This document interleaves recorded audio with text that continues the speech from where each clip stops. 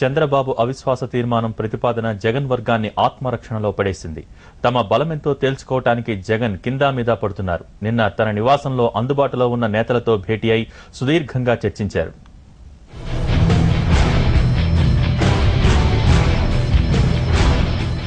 బాబు అవిశ్వాస తీర్మానం ప్రతిపాదనతో వచ్చిన గోల్డెన్ ఛాన్స్ ను సద్వినియోగం చేసుకోవడానికి ఏ ఒక్క అవకాశాన్ని వదలకూడదని జగన్ భావిస్తున్నారు.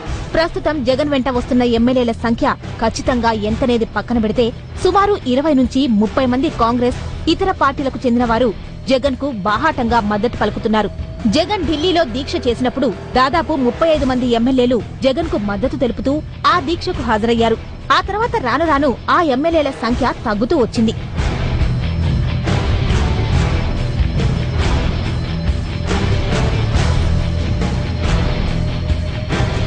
జగన్ వైఖరి నచ్చక కమలమ్మ, కాటసాని రామ్రెడ్డి వంటి నేతలు వైఎస్సార్ కాంగ్రెస్ పార్టీకి దూరమయ్యారు.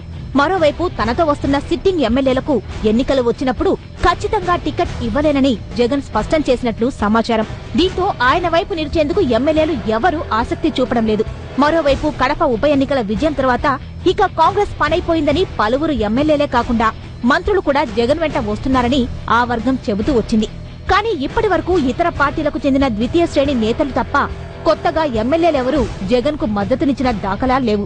ఇప్పుడు కీలక సమయం రావడంతో జగన్ వెంట వచ్చి కాంగ్రెస్ పార్టీతో అమీతుమీ తేల్చుకోవడానికి ఎంతమంది వస్తారనేది ప్రధాన చర్చగా మారింది. ఎమ్మెల్సీ ఎన్నికల్లో జగన్ ఓటు వేయమన్న అభ్యర్థికి ఓటు వెయ్యని ఎమ్మెల్యేలు ఇప్పుడు ప్రభుత్వానికి వ్యతిరేకంగా ఓటేస్తారో లేదో అన్న సందిగ్ధత ఏర్పడింది.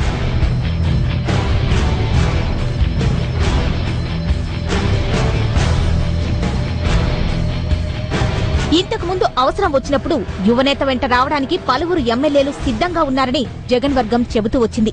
ఇప్పుడు వారిని తమ వైపు తిప్పుకోవడంలో విఫలమైతే అవిశ్వాసం పెట్టిన క్రెడిట్ అంతా చంద్రబాబుకు వెళ్తుందనే భావన వైఎస్సార్ కాంగ్రెస్ పార్టీలో బలంగా ఉంది. కాంగ్రెస్ తో మ్యాచ్ ఫిక్సింగ్ చేసి చంద్రబాబు అవిశ్వాసం పెట్టడం లేదని పదే పదే విమర్శల వర్షం కురిపించిన జగన్ ఇప్పుడు అకస్మాత్తుగా బాబు తీర్మానానికి సై అనడంతో ఆత్మరక్షణలో పడ్డారు.